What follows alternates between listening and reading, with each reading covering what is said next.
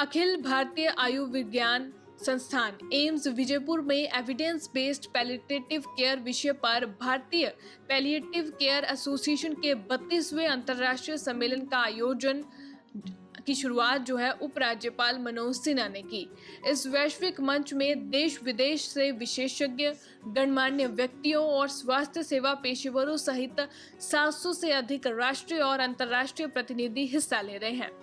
सम्मेलन में palliative care के 20 से अधिक प्रतिष्ठित अंतर्राष्ट्रीय संकाय सदस्य भाग लेंगे, जो United kingdom, United states of America, Germany, Canada, Australia, Kenya और श्रीलंका जैसे देशों का प्रतिनिधित्व करेंगे। आयोजन का उद्देश्य उपशामक देखभाल में प्रगति और नवाचारों को बढ़ावा देना है, जिससे जीवन को सीमित करने वाली बीमारियों का सामना कर रहे रोगियों और परिवारों के लिए जीवन की गुणवत्ता में सुधार हो सके। सांबा से अजय सिंह की report. In the expansion of specialized care based on the principles of palliative care, which has benefited not only to those patients suffering from terminal illness, but indeed to family members as well in dealing with post-traumatic stress.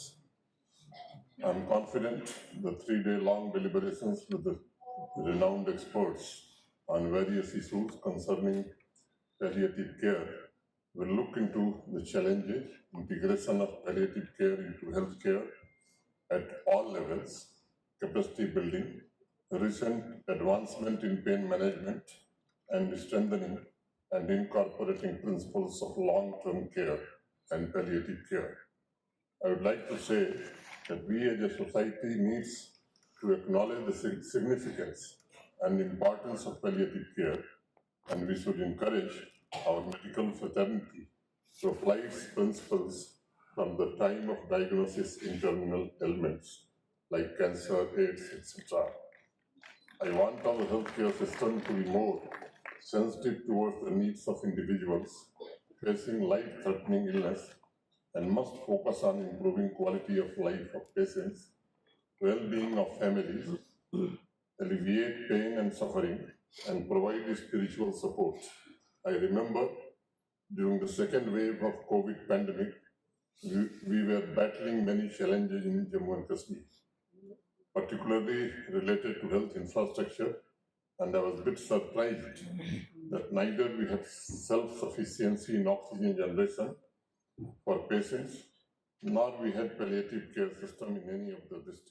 जो हमारी Indian society of palliative care है और उसके साथ साथ जो international society है, वो जो है पहले एम्स दिल्ली में ये कॉन्फ्रेंस करना चाहते थे। जब उन्होंने हमारा कैंपस देखा इधर, तो उन्होंने वेन्यू जो है एम्स दिल्ली से एम्स जम्मू में शिफ्ट कर लिया। कहते भाई यहाँ जो फैसिलिटीज़ हैं वो कहीं पर नहीं है कि वहाँ पर। And we are very grateful to honourable lieutenant governor of JNK।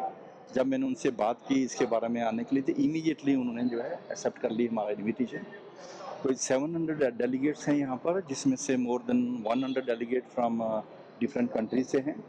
जो पैलिएटिव केयर में ये है कि जैसे पेशेंट हैं, कैंसर पेशेंट्स हैं जो टर्मिनल स्टेजेस में हैं, जिनको बहुत ज़्यादा दर्द होता है एक्चुअली वहाँ पर ना, तो उसके लिए कोई सिस्टम नहीं होता। तो हमारी ये जो पैलिएटिव केयर है, that takes care to make the patient comfortable.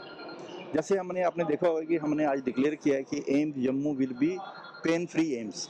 उसका कहने का मतलब ये है कि जब भी कोई पेशेंट यहाँ से आता है, तो बाहर तो दर्द जो हो गया, अब हमारी responsibility to make him comfortable.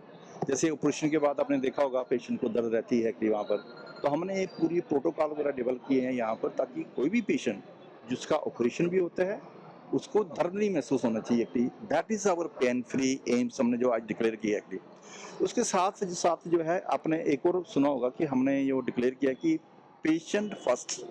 हम कहते हैं कि जो भी फैसिलिटीज हम क्रिएट कर रहे हैं, हम पेशेंट को माइंड में रख के कर रहे हैं वहाँ पर, कि जो भी फैसिलिटी करनी है, how the patient will be benefited, that is our priority वहाँ पर। ये नहीं कि मैं अपने लिए एक बड़ा सा अच्छा सा ऑफिस बना लूँ डॉक्टर के लिए, नर्सिस के लिए।